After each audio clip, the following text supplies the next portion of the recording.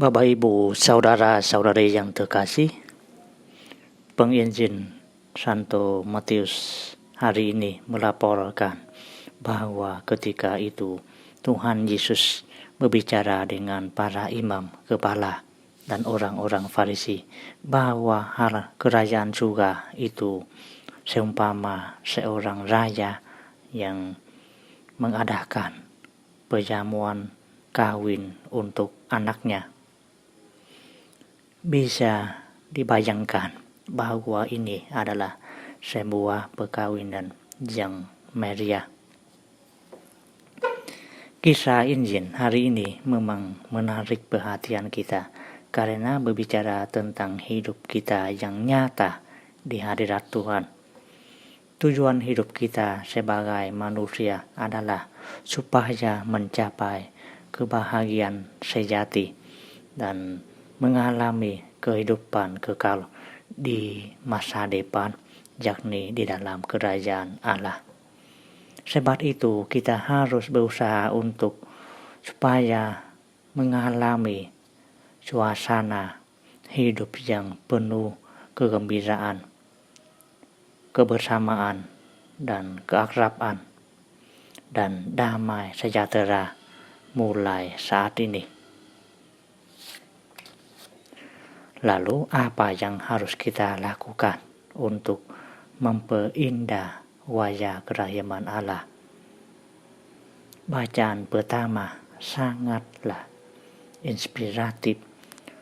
Tuhan menghendaki adanya sebuah perjanjian baru dengan manusia yang berdosa supaya ada keselamatan. Sebab itu Tuhan berkata, "Aku akan menguduskan namaku yang besar yang sudah dinajiskan di tengah bangsa-bangsa dan yang kamu najiskan di tengah-tengah mereka. Dan bangsa-bangsa akan mengetahui bahwa Akulah Tuhan." Demikianlah firman Tuhan Allah.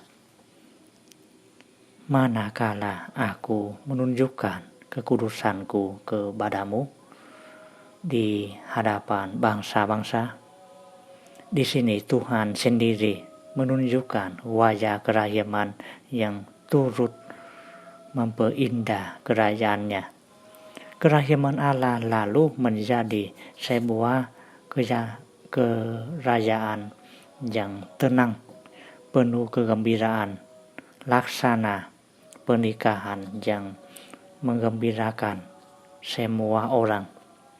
Dia bebas memilih dan memanggil manusia sebagai tamu dan undangan untuk supaya menunjukkan jati diri mereka yang sebenarnya.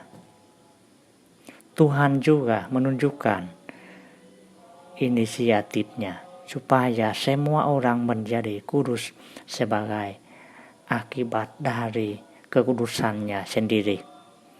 Suasana sukacita karena Yehuda yang tegar tengkuk akan kembali ke tempat yang ditentukan Tuhan sendiri. Bapak, Ibu, Saudara-saudari yang terkasih, Tuhan menunjukkan wajah kerahimannya sebagai Allah ketika Ia mengumpulkan semua orang untuk diselamatkan. Tuhan mengumpulkan dan menguduskan. Tuhan sendiri memberi hati yang baru yang bisa mengasihi dengan kasih-Nya dan roh yang baru di dalam tubuh umat-Nya. Hati yang keras membatu akan diambil Tuhan. Dia sendiri akan memberi hati yang baru, yang penuh ketaatan dan kelembutan. Semua ini turut menggambarkan indahnya wajah kerahiman Allah yang patut kita alami secara nyata di dunia ini.